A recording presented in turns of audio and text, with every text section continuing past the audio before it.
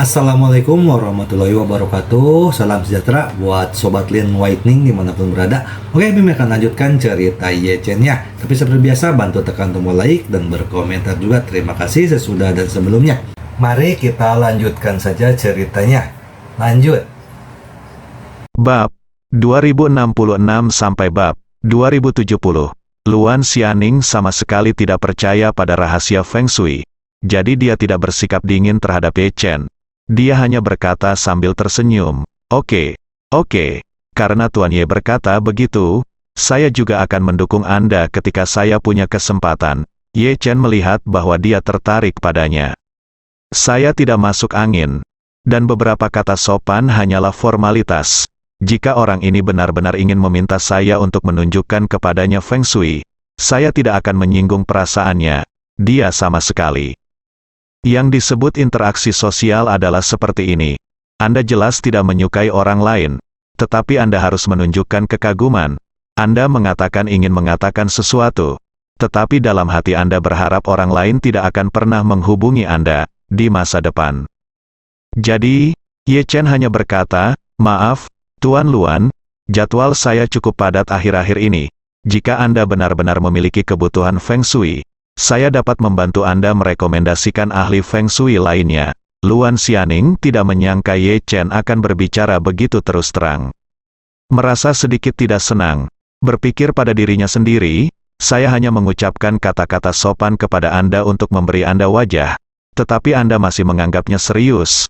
Apakah menurut Anda saya benar-benar akan mengundang Anda untuk menunjukkan kepada saya beberapa Feng Shui? Jadi Luan Xianing tertawa sinis. Dia berkata dengan suara keras, tidak apa-apa, karena Tuan Ye tidak punya waktu akhir-akhir ini, mari kita tunggu sampai kesempatan berikutnya. Ketika dia mengatakan ini, Luan Xianing berpikir, ini anak itu mungkin penipu. Aku akan memberitahumu nanti, Anda harus meluangkan waktu untuk mengingatkan Qiu Yi agar tidak tertipu oleh penipu seperti itu. Fei Haoyang berkata sambil tersenyum saat ini, makan malam akan segera dimulai. Kenapa kita tidak masuk dulu? Dan kita akan menyiapkannya untuk Nona Gu. Setelah memasuki ruang VIP, Nona Gu merendahkan diri untuk beristirahat di sana sebentar dan menunggu sampai makan malam dimulai sebelum muncul lagi, untuk memberi tamu lain di luar kejutan. Setelah mengatakan itu, Fei Haoyang menambahkan, kecuali kami bertiga, tidak ada tamu lain. Lebih dari 200 tamu tidak tahu bahwa Nona Gu adalah tamu misterius malam ini. Saya percaya itu ketika Nona Gu muncul di panggung, itu pasti akan menimbulkan sensasi yang luar biasa. Gu Qiuyi sudah tahu tentang pengaturannya, jadi dia tidak keberatan dan mengangguk ringan. Dia mengangguk dan berkata dengan sopan, terima kasih atas kerja keras Anda, Tuan Fei. Fei Haoyang tersenyum dan berkata, ini semua sebagaimana mestinya. Setelah mengatakan itu, dia dengan cepat membuat isyarat mengundang dan berkata, Nona Gu, tolong. Gu Qiuyi mengangguk, seorang pengawal Amerika maju dan berkata kepada Gu Qiuyi, Nona Gu, kami telah memeriksa bagian dalamnya dan semuanya aman. Ada juga personel keamanan yang diatur oleh Tuan Fei. Jadi kami tidak akan mengirim terlalu banyak orang. Saya berencana untuk membiarkan 6 anggota tim masuk bersama Anda, dan sisanya akan bersiaga di pintu depan dan belakang. Gu Qiuyi tidak ragu akan ada masalah dengan keselamatannya sendiri, jadi dia setuju. Setelah itu, Gu Qiuyi membawa Ye Chen, Chen Zhaozong dan asisten Chen Duoduo dan mengikuti Fei Haoyang dan yang lainnya masuk. Namun, saat ini, Hattori Kazuo tidak segera diatur untuk berada di dekat ruang VIP yang telah disiapkan Fei Haoyang untuk Gu Qiuyi, melainkan tetap di dapur untuk membantu menyiapkan minuman. Menurut rencana Hattori Kazuo sendiri, pertama-tama dia akan menunggu Gu Qiuyi memasuki ruang VIP, lalu mengirim salah satu anak buahnya untuk mengantarkan anggur ke ruang perjamuan, tanpa sengaja menjatuhkan anggur merah di kios dekat ruang VIP Gu Qiuyi. Dan kemudian Chen Fu maju dan mengatur agar beberapa orang lainnya segera mengganti karpet yang bernoda, dan mereka memanfaatkan kesempatan untuk mengganti karpet untuk menyerang Gu Qiuyi. Pada saat ini, Fei Haoyang dan yang lainnya memimpin Gu Qiuyi dan rombongannya ke pintu ruang VIP. Fei Haoyang berinisiatif untuk membuka pintu dan berkata kepada Gu Qiuyi, "Nona Gu, silakan istirahat di sini sebentar. Makan malam secara resmi akan dimulai nanti. Pimpinan Lu dan wakil pimpinan Luan semuanya akan menyampaikan pidato masing-masing. Saat kami menyelesaikan pidato kami akan mengumumkan bahwa kami telah mengundang tamu misterius untuk tampil. Seorang anggota staf kemudian akan memberitahu Anda untuk menunggu." Dimengerti. Gu Qiuyi mengangguk tanpa berpikir terlalu banyak. Berkata, "Kalau begitu saya akan menunggu di sini." "Oke." Fei Haoyang mengangguk dengan gembira dan berkata sambil tersenyum, "Kalau begitu Nona Gu akan masuk dan istirahat dulu, dan kita akan pergi ke depan untuk bersiap." Fei Haoyang dan yang lainnya setelah pergi, seorang pengawal berkata kepada Gu Qiuyi, "Nona Gu, kami telah memeriksa ruang VIP. Tidak ada jalan lain, sangat aman, dan tidak ada alat penyadap atau perekam. Jangan khawatir, kami berenam akan menjaga pintu. Silakan hubungi saya jika Anda memiliki pertanyaan." Gu Qiuyi mengangguk dan berkata, "Terima kasih atas kerja keras Anda." "Itu benar," yang lain pihak berkata, "Ngomong-ngomong, Nona Gu, ada beberapa minuman dan makanan penutup di dalamnya. Disarankan agar Anda berhati-hati dan tidak memakannya sesuka hati." "Oke, saya mengerti." Setelah Gu Qiuyi mengatakan itu, dia melihat ke arah Ye Chen dan Chen Zhaozong dan berkata, "Paman Zong, Saudara Ye Chen, ayo masuk dan duduk sebentar." Setelah itu, dia melihat ke arah Chen Duo dan berkata, "Duo, kamu masuk dan mengambil istirahat." Mereka berempat kemudian memasuki ruang tunggu. Begitu Chen Zhaozong memasuki ruang tunggu, dia mulai melihat sekeliling. Meskipun ruang tunggunya didekorasi dengan mewah dan perabotannya sangat indah, dia selalu merasa sulit untuk merasa aman di tempat ini. Karena hanya ada satu pintu antara lowongan ini dan dunia luar, dan selain itu, ini adalah ruang yang sepenuhnya tertutup. Dalam keadaan normal, ruangan seperti ini memberikan privasi yang sangat baik. Namun jika terjadi bahaya, ruangan seperti ini hampir tidak memiliki peluang untuk melarikan diri. Memikirkan hal ini, mau tak mau dia merasa sedikit khawatir. Dia selalu merasa sepertinya ada rahasia tersembunyi yang tersembunyi dalam makan malam amal dan ruangan tertutup ini. Jadi, dia bertanya kepada Gu Qiuyi, "Nona Gu, bagaimana Anda bisa diundang menghadiri makan malam amal ini?" Gu Qiuyi berkata, "Wakil Presiden Luan itu adalah teman lama ayah saya. Karena hubungan ini, saya di beberapa awal perhentian tur ini, kami telah mencapai serangkaian kerjasama dengan Kamar Dagang Cina New York. Beberapa hari yang lalu, Paman Luan berkata bahwa Tuan Fei akan bekerja sama dengan mereka untuk mengadakan makan malam amal. Dia berharap saya bisa datang dan mendukung dia. Saya pikir makan malam amal ini adalah temanya cukup bermakna, jadi saya setuju."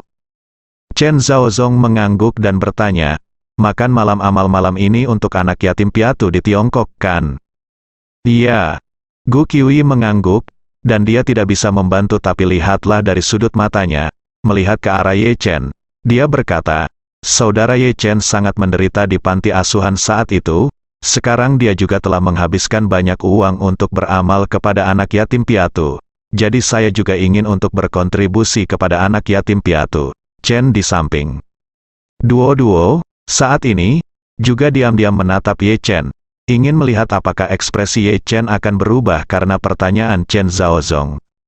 Ye Chen, yang saraf emosinya agak lambat, tidak bereaksi saat ini, tetapi Chen Zhaozong menjadi lebih khawatir. Karena dia merasa, dari sudut pandang ini, makan malam amal ini lebih dibuat khusus untuk Gu Qiuyi. Jadi apa tujuan pihak lain melakukan ini? Apakah Tuan Fei telah jatuh cinta pada Gu Qiuyi dan ingin melayaninya?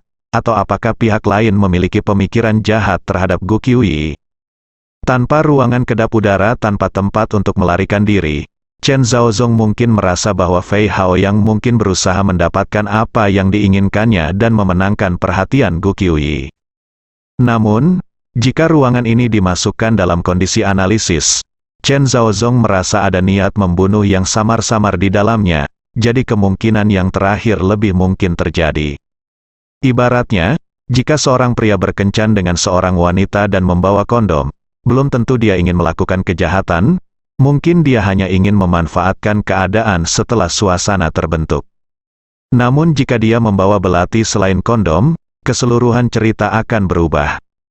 Untuk sesaat, dia tidak tahu bagaimana cara menyampaikan pendapatnya kepada Ye Chen dan Gu Qiuyi.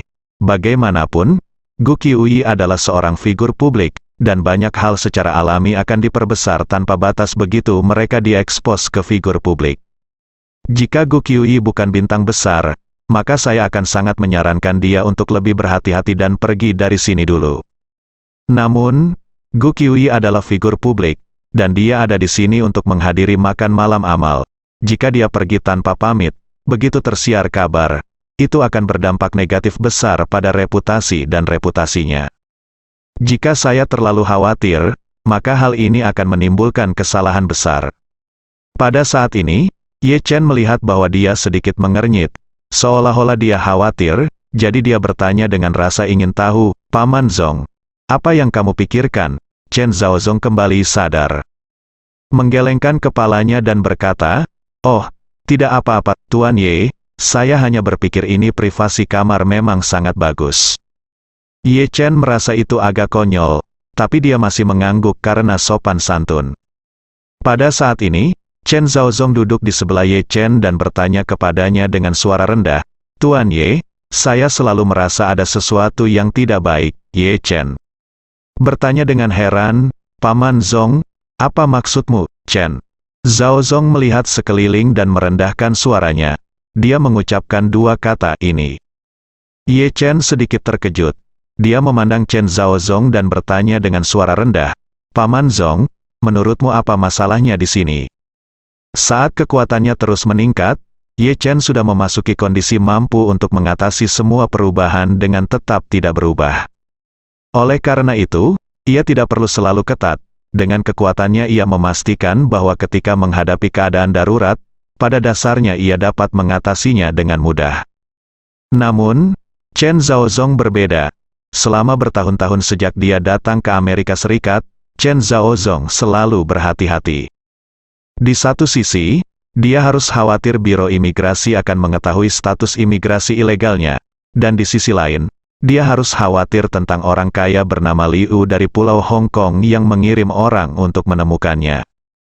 Oleh karena itu, dia selalu waspada terhadap segala sesuatu di sekitarnya, dan rasa bahayanya secara alami lebih akut.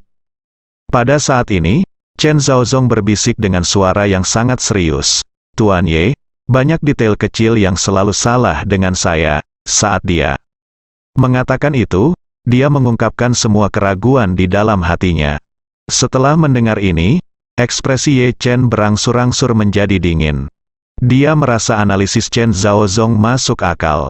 Mungkin saja satu atau dua hal tidak normal secara kebetulan, tetapi banyak faktor yang tidak normal, sehingga sulit untuk menjelaskannya secara kebetulan. Memikirkan hal ini, dia bertanya kepada Chen Zhaozong dengan suara rendah, Paman Zong, apakah menurutmu Fei Haoyang berkomplot melawan Nanan? Iya. Chen Zhaozong mengangguk dan berkata, Fei Haoyang adalah tuan muda dari keluarga Fei. Identitasnya adalah yang tertinggi di antara semua orang di luar, jadi dia tidak bisa membantu orang lain bernyanyi di opera. Jadi dia pasti protagonis yang sebenarnya. Setelah mengatakan itu, Chen Zhaozong menambahkan, dan, sebagai tuan muda dari keluarga Fei, karena dia memutuskan untuk melakukan ini pasti ada rencana yang sangat hati-hati, dan tidak boleh ada risiko. Mereka mengatur kita di ruangan seperti itu tanpa mundur. Niat mereka sudah jelas. Pembunuhan ada di mana-mana, Tuan Ye. Ye Chen tidak bisa mau tak mau. Sambil mengerutkan kening, pikirannya tiba-tiba teringat pada Qiao Feiyun yang masih hilang. Jadi, sebuah pertanyaan muncul di benaknya, mungkinkah Qiao Feiyun ada hubungannya dengan Fei Haoyang? Dengan kata lain, mungkinkah Fei Haoyang menjadi bos penting Qiao Feiyun? Lagi pula, jika Fei Haoyang benar-benar ingin menyerang Gu Qiuyi hari ini, itu akan membuktikan bahwa dia, seperti Qiao Feiyun, adalah binatang buas berkulit manusia. Apalagi Qiao Feiyun menghilang setelah datang ke New York, bahkan dengan kemampuan Istana Wanlong, Qiao Feiyun tidak dapat mengetahui keberadaan Qiao Feiyun. Ini membuktikan bahwa Qiao Feiyun pasti membelot ke orang yang sangat berkuasa, dan Fei Haoyang baru saja memiliki kemampuan ini. Begitu memikirkan hal ini, Ye Chen segera mengeluarkan ponselnya dan mengirim pesan teks ke Wan Pojun. Isi pesan teks tersebut adalah, periksa Qiao Feiyun dan Fei Haoyang dari keluarga Fei untuk melihat apakah ada persimpangan antara dua orang di masa lalu. Selain itu, periksa apa hubungan antara Fei Haoyang dan Fei Jianzong. Tapi semua yang tertulis ke dalam file jauh lebih mudah untuk diselidiki oleh Istana Wanlong. Meskipun banyak informasi Fei Haoyang sangat terenkripsi, Istana Wanlong memiliki informan sendiri di Badan Intelijen AS, dan memiliki informan sendiri. Peretas terlatih juga bisa langsung memecahkan informasi rahasia, sehingga mereka segera menemukan file Qiao Feiyun dan Fei Haoyang, lalu membandingkan kedua file tersebut, dan segera menemukan. Sementara Ye Chen menunggu balasan, Gu Qiuyi memandang mereka berdua dengan heran. Dan bertanya, Paman Zong, Saudara Ye Chen, apa yang kalian berdua bisikkan di sana? Misterius. Ye Chen tersenyum tipis dan berkata dengan santai, saya sangat ingin tahu tentang Tuan Fei. Jadi saya akan bertanya pada Paman Zong tentang hal itu. Gu Qiuyi bertanya dengan bingung, Saudara Ye Chen, apa yang membuat kamu penasaran tentang dia? Ye Chen hendak berbicara ketika dia tiba-tiba menerima pesan teks. Pesan teks tersebut menunjukkan, Tuan Ye, nama ayah Fei Haoyang adalah Fei Suebin, kakeknya adalah Fei Sanhai, dan Fei Jianzong adalah kakek buyutnya, yang lainnya adalah masih diselidiki. Ketika Ye Chen melihat ini, dia tahu bahwa Fei Haoyang sebenarnya adalah keponakan Fei Kexin. Jadi, dia berkata kepada Gu Qiuyi, kebetulan sekali, saya kenal bibi Fei Haoyang ini. Ah, Gu Qiuyi bertanya dengan heran, bagaimana kamu mengenal bibinya? Ye Chen tersenyum dan berkata, ceritanya panjang. Saat ini, Ye Chen menerima pesan lain di teleponnya, Tuan Ye, Qiao Feiyun dan Fei Haoyang pernah belajar di universitas yang sama, dan saat mereka belajar di universitas benar-benar tumpang tindih, yang setidaknya membuktikan bahwa mereka adalah alumni, hubungan persetan. Ye Chen mengutuk dalam hatinya. Ketika dia mendengar pesan ini, hatinya segera menjadi jernih. Dia tidak bisa menahan diri untuk berpikir dalam hati. Saya mencari kemana-mana untuk mencari Qiao Feiyun ini dan tidak dapat menemukannya. Ternyata dia datang ke New York untuk membelot ke Fei Haoyang. Keluarga Fei sangat kuat, dan New York adalah kebun belakang keluarga Fei. Bagaimana kekuatan dan sumber daya mereka di New York bisa ditandingi oleh Istana Wanlong? Jika Qiao Feiyun bersembunyi di rumah Fei, bahkan jika Istana Wanlong mencari sebulan lagi, mereka mungkin tidak dapat menemukan keberadaannya. Jadi, Ye Chen sangat yakin bahwa makan malam amal hari ini adalah jebakan yang dibuat oleh Fei Haoyang untuk Gu Qiuyi, dan mungkin Qiao Feiyun lah yang berada di baliknya. Saat ini, ekspresi Ye Chen menjadi sangat jelek. Dia benar-benar tanpa diduga, tuan muda dari keluarga Fei begitu berani bahkan berani menyentuh saudara perempuan Ye Chen. Pada saat ini, Chen Zhaozong juga melihat ada yang tidak beres dengan ekspresi Ye Chen, dan dengan cepat berbisik, Tuan Ye, jika yang lain pihak tersebut benar-benar memiliki niat jahat, lalu dengan beberapa pengawal di luar, mungkin akan sulit untuk menghadapinya. Dan saya berspekulasi bahwa pihak lain pasti akan memilih untuk menyerang kita ketika jamuan makan malam amal resmi dimulai. Waktu kita hanya tersisa 5 menit. Saat dia mengatakan itu, dia segera menambahkan, saya punya strategi penundaan. Saya akan segera menelepon 911 dan memberitahu mereka bahwa seseorang di sini merencanakan serangan teroris menggunakan bahan peledak. Di New York, serangan teroris adalah insiden tingkat tertinggi. Begitu mereka menerima laporan terkait serangan teroris, polisi akan menanggapinya dengan sangat serius. Tim operasi khusus akan tiba dengan helikopter dalam waktu 5 menit. Dalam 10 menit setelahnya menerima laporan tersebut, polisi New York akan mengirim setidaknya lebih dari 300 petugas polisi dari daerah sekitar ke lokasi kejadian untuk memberikan dukungan. Terlebih lagi, ini adalah milik keluarga Fei. Dan tuan muda dari keluarga Fei ada di sini malam ini. polisi hanya akan lebih memperhatikan dan tidak menjungkir balikkan tempat ini. Jangan pernah menyerah. Pada saat itu, gelombang besar SWAT dan polisi akan dapat sepenuhnya mengganggu rencana mereka malam ini, dan kita akan aman untuk saat ini. Ketika Ye Chen mendengar ini, dia terkejut dengan kecepatan respons Chen Zhaozong. Dia tidak menyangka bahwa Chen Zhaozong dapat menemukan serangkaian solusi dalam waktu sesingkat itu. Insiden 911 yang mengejutkan dunia terjadi di New York. Kota ini menderita terus-menerus, jadi dia percaya apa yang dikatakan Chen Zhaozong. Begitu polisi di kota ini menerima peringatan tentang serangan teroris, mereka akan melakukan yang terbaik untuk merespons dengan cepat. Terlebih lagi, ini adalah masih wilayah keluarga Fei dan tuan muda keluarga Fei. Perjamuan diadakan di sini malam ini. Jika penyerangan benar-benar terjadi, konsekuensinya akan menjadi bencana. Ini pasti akan membuat polisi semakin gugup. Oleh karena itu, kelayakannya metode ini hampir 100%. Namun, Ye Chen tidak bermaksud menggunakan metode Chen Zhaozong.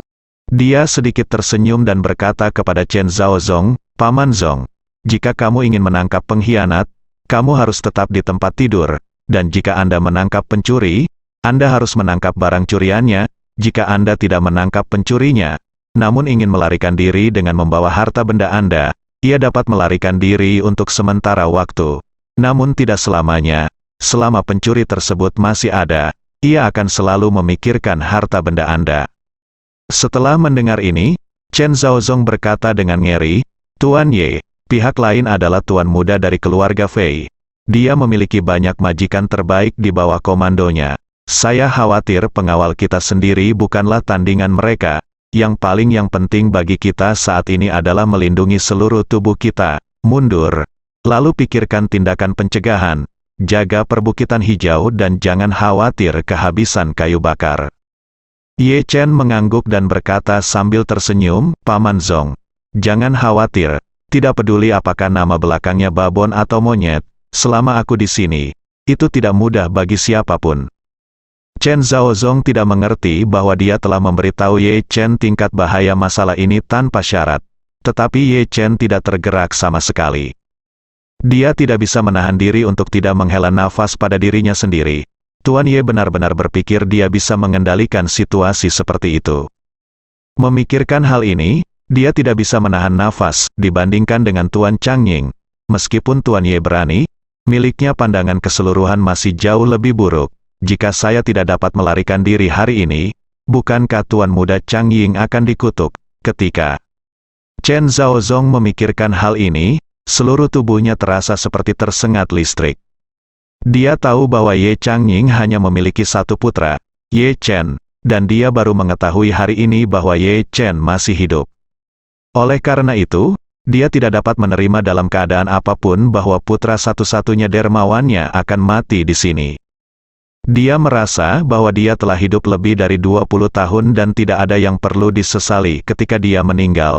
Tapi Ye Chen masih muda, dan yang mengalir melalui dirinya adalah darah Ye Changying dan An Chengqi. Tidak peduli apa, aku bisa jangan hanya melihatnya mati di sini. Jadi, dia segera mengeluarkan ponselnya dan tanpa sadar bersiap untuk menelepon 911.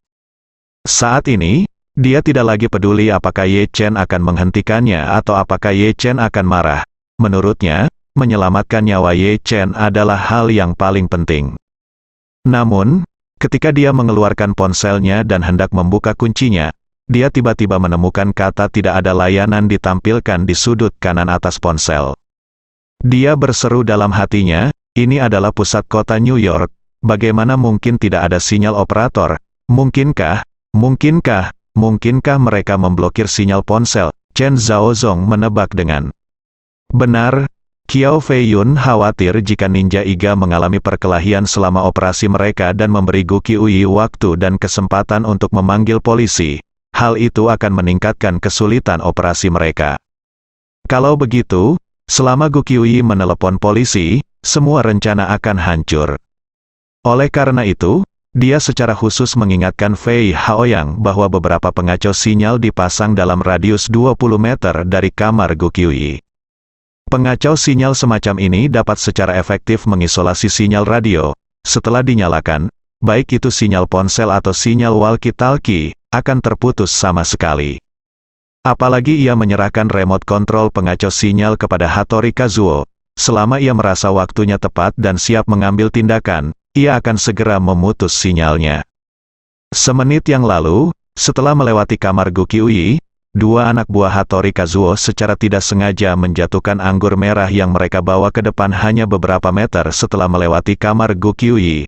Anggur merah tersebut menodai karpet wall murni dengan noda merah, sehingga Hattori Kazuo segera tuntut dua orang mengganti karpet. Maka beberapa orang segera mengeluarkan karpet baru dari ruang peralatan dan bersiap untuk menggantinya. Keenam pengawal di depan pintu sedikit waspada akan hal ini, namun kewaspadaan ini hanya membuat mereka lebih memperhatikan para pelayan, dan tidak membuat mereka segera sadar akan bahaya yang mendekat. Pada saat ini, Hattori Kazuo tiba-tiba menekan remote control di sakunya, dan pengacau sinyal langsung bekerja. Kemudian, dia mengedipkan mata ke arah anak buahnya yang hendak mengganti karpet, dan tangan mereka segera meraih gulungan karpet tersebut. Tengah. Saat ini, ada lebih dari 10 senjata rahasia beracun yang disembunyikan di karpet. Senjata dingin semacam ini, seperti pisau terbang Xiaoli, sangat mematikan karena ditempa dengan racun yang menutup tenggorokan dengan darah, dan dapat dibuat secara diam-diam. Setelah masing-masing dari mereka memegang 4 senjata rahasia, mereka saling bertukar pandang. Pada saat ini, Hattori Kazuo tiba-tiba menyerang. Dia berbalik dalam sekejap dengan kecepatan yang sangat cepat, mengarahkan keempat senjata rahasia di tangannya kedua pengawal dan menembakkannya dengan kecepatan tinggi. Yang lain segera mengikuti, dan dalam sekejap, hampir 20 senjata rahasia bergegas menuju 6 pengawal. Keenam pengawal itu menyadari bahwa mereka dalam bahaya. Sebelum tubuh mereka sempat bereaksi, mereka ditusuk dengan senjata rahasia dan mati seketika. Seluruh proses memakan waktu kurang dari 2 detik. Segera setelah itu, Hattori Kazuo dengan cepat mengedipkan mata ke arah anak buahnya, dan semua orang segera mengisi senjata rahasia mereka dan dengan cepat bergegas menuju pintu ruang VIP. Saat ini, Gukyui dan Chen Duo-Duo di dalam ruangan tidak tahu apa-apa tentang bahaya di luar pintu. Pasalnya, di ruang perjamuan sebelah, acara makan malam amal telah resmi dimulai. Suara pembawa acara dan tepuk tangan membuat mereka tidak bisa mendengar apapun di luar pintu.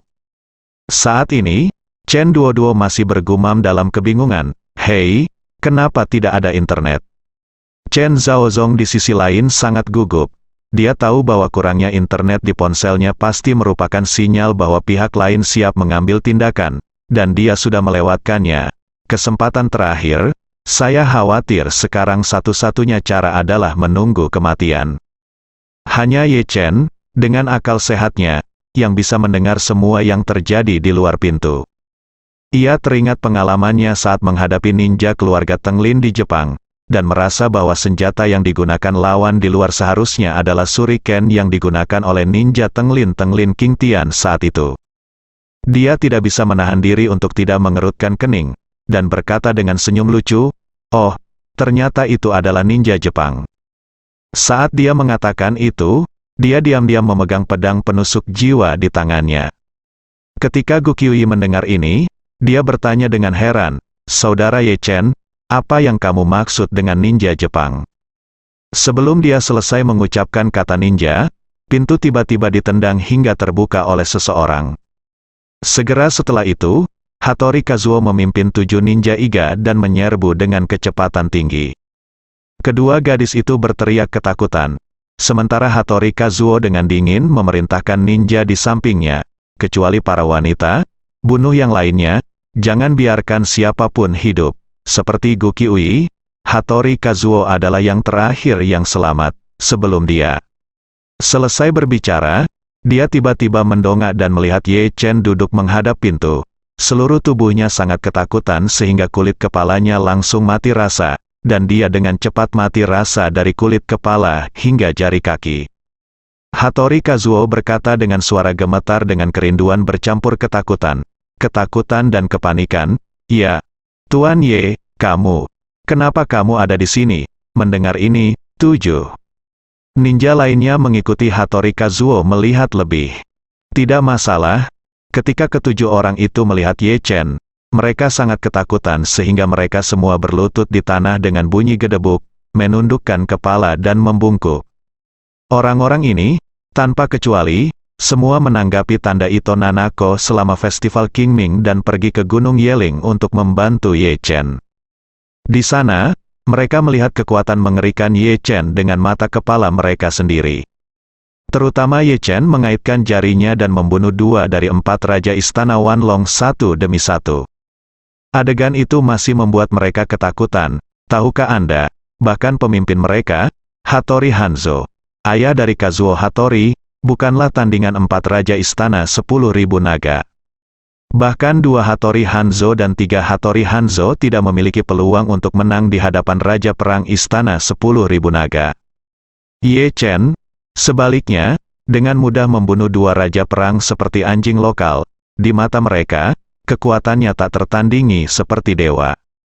Melihat Ye Chen di sini sekarang, mereka tentu saja ketakutan setengah mati.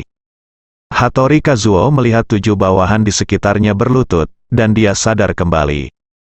Dia segera berlutut di tanah dan berkata dengan ketakutan, "Ya, Tuan Ye, maaf, aku benar-benar minta maaf, aku, Hattori Kazuo, aku seorang ninja iga di bawah komando Nona Ito, kembali ke Gunung Yeling, aku mengikuti Nona Ito untuk membantumu melawan 10.000 naga istana. Hari ini, saya tidak tahu Anda ada di sini hari ini, dan saya menyinggung Anda secara tidak sengaja, mohon tebus dosa-dosa Anda." Gu Qiuyi, Chen Duoduo, dan bahkan Chen Zhaozong tercengang saat ini. Sedetik yang lalu, 8 orang ini menyerbu masuk dengan niat membunuh. Tetapi sedetik kemudian, 8 orang ini berlutut, dan tanpa kecuali, 8 orang ini bersujud dan memohon belas kasihan.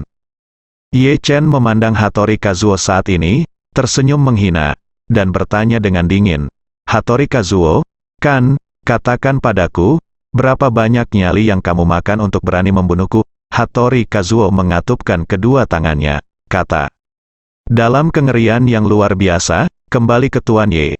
Seorang pria bernama Yun membayar kami dengan harga tinggi untuk menculik 2 wanita di ruangan ini dan membunuh semua orang. Saya benar-benar tidak tahu itu Anda. Setelah mengatakan itu, dia melirik Gu Qiuyi dan Chen Duoduo di dalam ruangan, dan segera mengenali Gu Qiuyi di antara mereka. Pada saat ini, dia hampir kehilangan akal sehatnya. Bukan hanya dia penggemar Gu Qiuyi, dia juga bertemu Gu Qiuyi dengan matanya sendiri di Gunung Yeling hari itu dan mengetahui bahwa Gu Qiuyi adalah orang kepercayaan Ye Chen. Baru pada saat inilah dia menyadari bahwa orang yang diminta Qiao Feiyun untuk diculiknya sebenarnya adalah Gu Qiuyi. Dia tidak bisa menahan untuk tidak mengutuk dalam hatinya. Bukankah ini idiot? Aku lebih suka menculik Amaterasu daripada menculik wanita Ye Chen. Hattori Kazuo, yang sangat bingung, menangis dan berkata, "Tidak heran. Pantas saja pria bermarga Yun itu tidak mau memberitahuku siapa targetnya. Tuan Ye, aku sedang dimanfaatkan, orang itu baru saja memberitahuku bahwa ada 2 wanita di ruangan ini. Ayo kita singkirkan kedua wanita itu dulu." Diikat. Kamu bahkan tidak memberitahuku siapa kedua wanita ini. Setelah itu, dia berlutut beberapa langkah dan mendatangi Ye Chen, bersujud seperti orang gila dan menangis, "Tuan Ye, saya benar-benar tidak tahu bahwa Anda dan Nona Gu ada di sini. Jika saya tahu, bahkan jika Anda memberi saya 10.000 keberanian, saya tidak akan pernah berani menyakiti Nona Gu. Mohon belas kasihan dan ampuni saya kali ini." Chen Zhaozong dan Gu Qiuyi sama-sama tercengang. Gu Qiuyi tidak tahu apa yang sedang terjadi, dan Chen Zhaozong tidak tahu mengapa orang-orang ini datang dengan niat membunuh, tetapi segera berlutut dan memohon belas kasihan ketika mereka melihat Ye Chen. Yang tidak mereka ketahui adalah bahwa Hattori Kazuo benar-benar ketakutan setengah mati. Dia hanya merasakan detak jantungnya sangat cepat hingga benar-benar tidak normal. Getaran yang keras dan cepat seakan menghancurkan seluruh dada, dan rasa sakitnya sangat menyiksa. Dia tidak bisa tidak mengingat pemandangan di Gunung Yeling hari itu ketika Ye Chen menendang batu kecil dan membunuh Raja Perang Istana Wanlong. Dia tahu bahwa selama Ye Chen kesal, 8 dari mereka dapat dikirim menemui Amaterasu dalam menit. Oleh karena itu, dia hanya bisa terus memohon belas kasihan dan bertobat, berdoa agar Ye Chen berbelas kasihan. Pada saat ini, Ye Chen tersenyum main-main dan berkata, "Kazuo Hattori, silakan tutup pintunya dulu, Kazuo Hattori." Hanya bisa mengangguk seperti cucu abu-abu, berdiri dengan cepat, menyeret kakinya yang gemetar, dan mengistirahatkan tamu terhormat. Pintu kamar tertutup. Setelah itu, Hattori Kazuo kembali ke posisi semula, berlutut di tanah lagi, memandang Ye Chen, dan memohon, "Tuan Ye, mohon maafkan saya kali ini." Ye Chen melambaikan tangannya dan berkata dengan tenang, "Semuanya adalah dewasa. Membosankan bagimu berada di sini melamun seperti anak kecil." Hattori Kazuo panik sampai mati, seperti anjing yang berduka, dan mengaku, "Tuan Ye, namamu sudah sekeras guntur bagi kami, namamu kekuatan. Itu seperti keajaiban di mata kami. Saya benar-benar tidak bermaksud menjadi musuh Anda. Semua ini dilakukan atas dorongan orang lain." Ye Chen tersenyum dan berkata, "Izinkan saya bertanya kepada Anda, orang yang mempekerjakanmu, siapa itu?" Hattori Kazuo buru-buru berkata, "Seorang Tionghoa bernama Yun. Saya tidak tahu nama spesifiknya. Saya hanya tahu bahwa dia adalah Tuan Yun." Ye Chen menemukan informasi Qiao Fei Yun, membuka foto, dan bertanya kepadanya, "Ini orangnya begitukah?" Hattori Kazuo berlutut di tanah dan merangkak ke depan beberapa langkah. Setelah melihat dengan jelas, dia dengan cepat berlutut ke belakang dan kemudian membungkuk dan bersujud, kembali ke Tuan Ye. "Ini dia." Ye Chen mengangguk, lalu ditanyakan, "Berapa banyak yang dia berikan padamu Ninja Iga?" Hattori Kazuo berkata tanpa ragu-ragu, $80 juta. Ye Chen terus bertanya, "Berapa banyak dari kalian yang ada di sini, Hattori?" Kazuo berkata dengan hormat, "Hanya kami, 8 orang." Ye Chen bertanya dengan dingin, "Apa rencana awalmu?"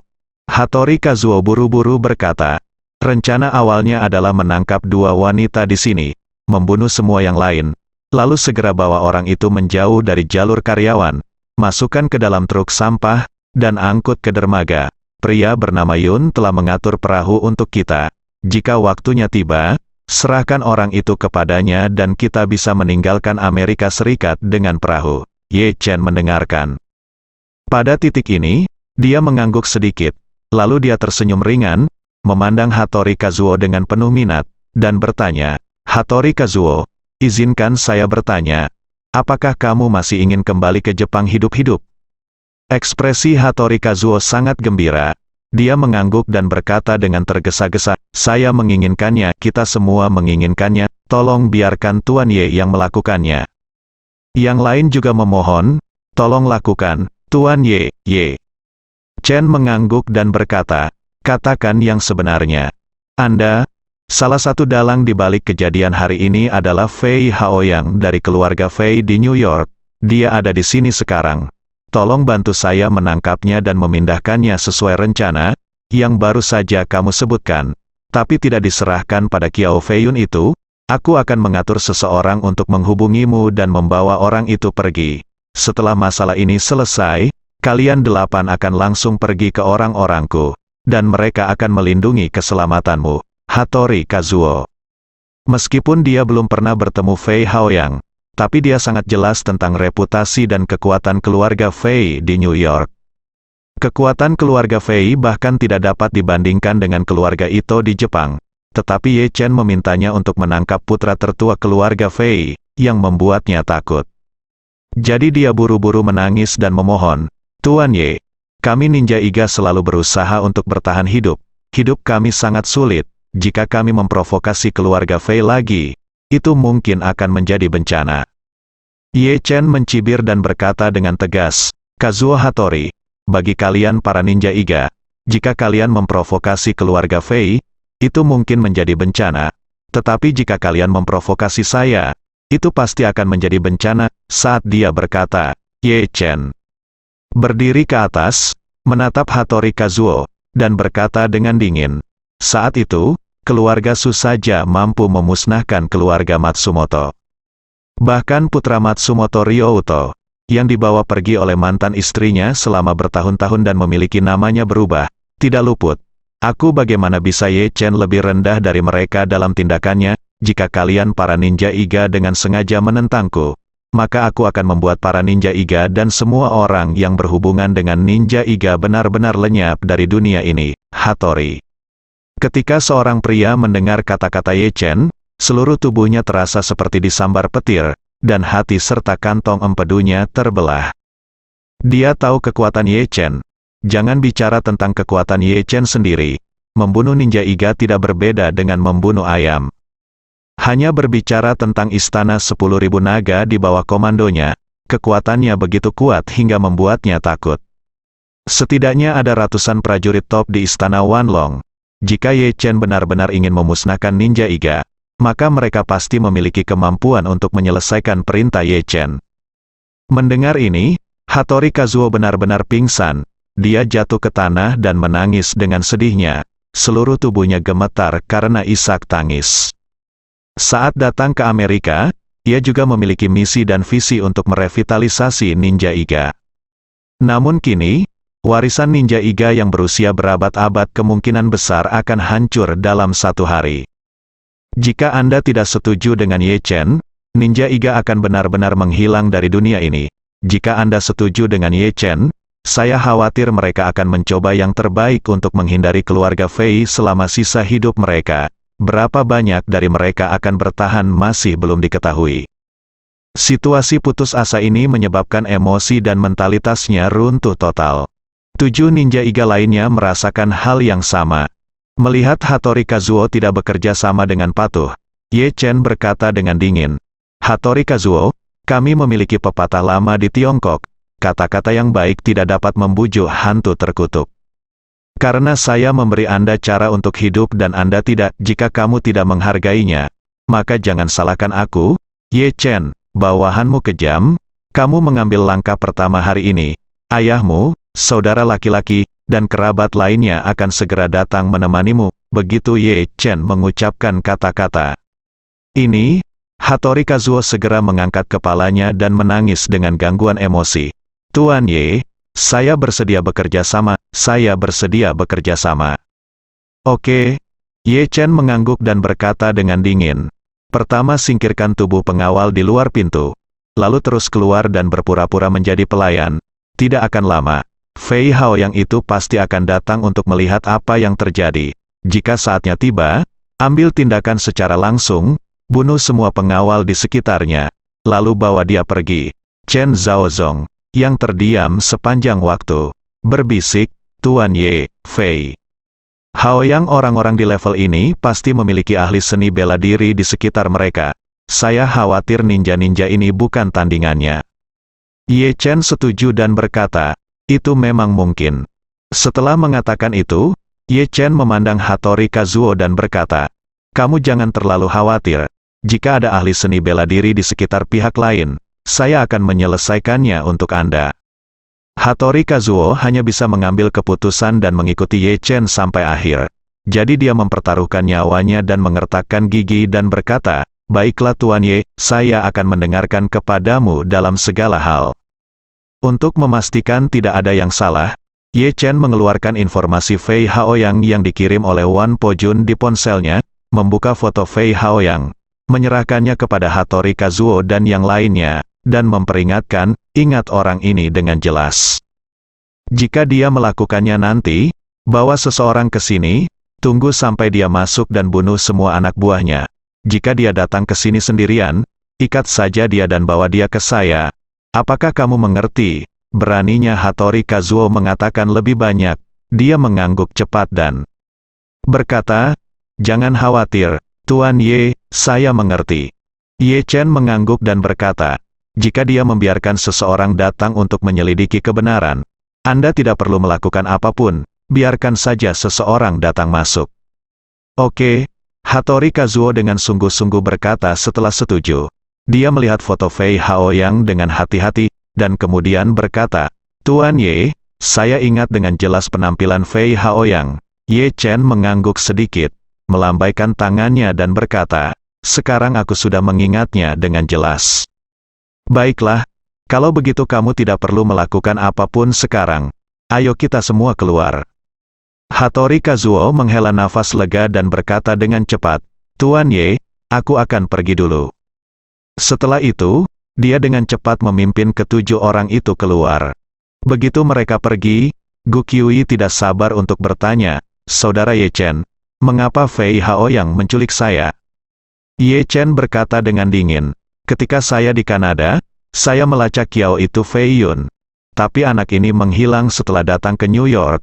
Saya baru tahu bahwa Fei Haoyang sebenarnya adalah bos Kiao Fei Yun. Mereka berspesialisasi dalam membunuh gadis kecil untuk bersenang-senang, dan metode mereka sangat kejam. Anda harus menjadi salah satu dari mereka target berikutnya. Gu Qiuyi mengertakkan gigi dan berkata, orang ini terlalu kejam, dia mengadakan pertunjukan besar untuk berbohong padaku, ini sangat penuh kebencian. Ye Chen tersenyum sedikit dan berkata, Nani, jangan khawatir, dia akan membayar harga maksimum. Gu Qiuyi tidak bisa menahan diri untuk tidak bertanya, Saudara Ye Chen, apa rencanamu selanjutnya? Apakah kamu akan mengikat Fei Haoyang?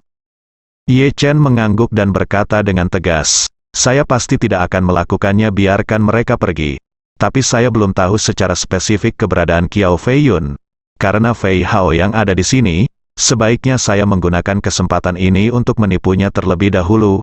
Gu Qiuyi dengan cepat mengingatkan, Ye Chen saudaraku, keluarga Fei sangat kuat. Ini adalah keluarga Tionghoa terbesar kedua di Amerika Utara setelah keluargaan. Jika Anda menyentuh tuan muda mereka, apakah itu akan membawa masalah bagi Anda? Tidak masalah. Ye Chen tersenyum santai, berkata, kami tidak menculik orang, kami hanya saksi. Chen Zhaozong tidak bisa tidak mengagumi, Tuan Ye.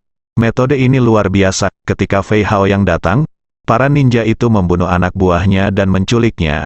Bahkan para ninja 6 pengawal yang baru saja meninggal semuanya bisa disalahkan pada mereka. Kita hanya perlu menunjukkan pertunjukan yang bagus di depan polisi.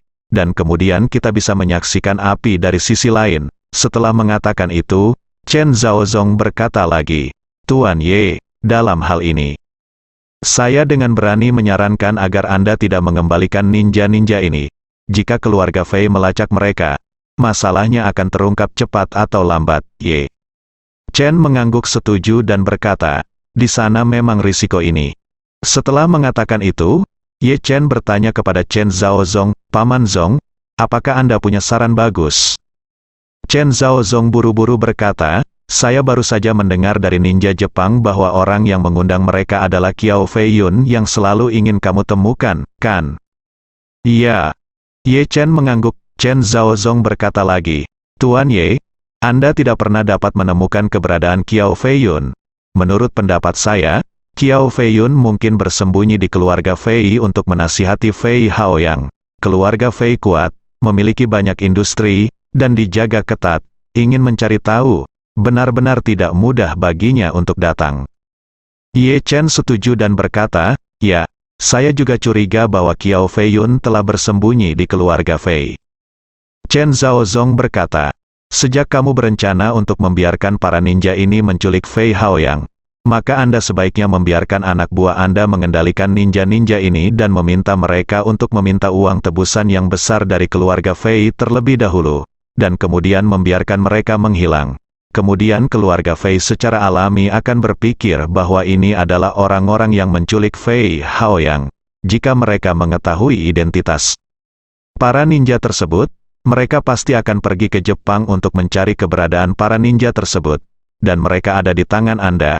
Mereka hanya dapat menemukan kerabat para ninja tersebut di Jepang ketika mereka pergi ke Jepang.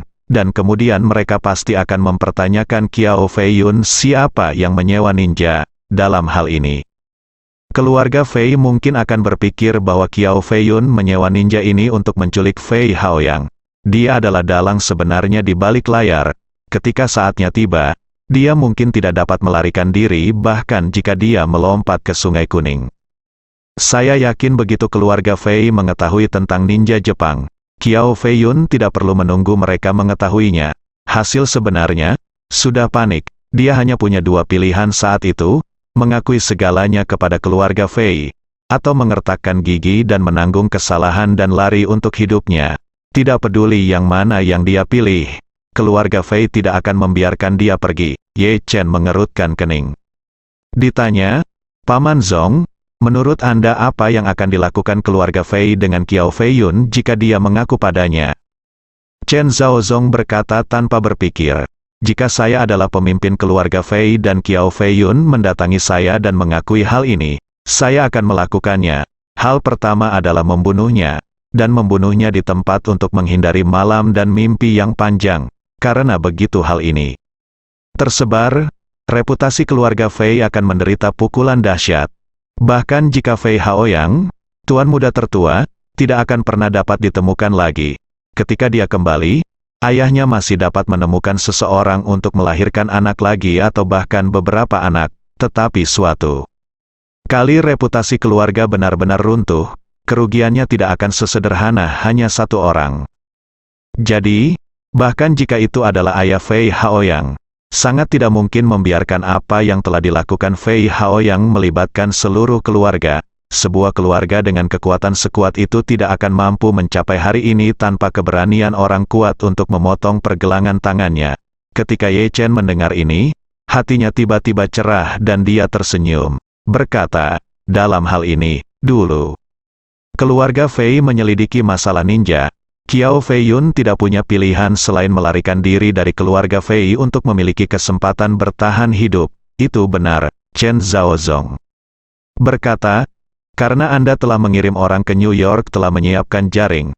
Jadi sebaiknya kita menggunakan metode ini untuk membiarkan keluarga Fei memaksa Qiao Feiyun keluar, atau biarkan Qiao Feiyun sendiri ditakuti oleh keluarga Fei. Setelah jeda, Chen Zhaozong berkata lagi, Tuan Ye, selama kamu bisa melakukan adegan itu hari ini, ya, bahkan jika keluarga Fei dipukuli sampai mati, tidak akan pernah ada kecurigaan di kepalamu.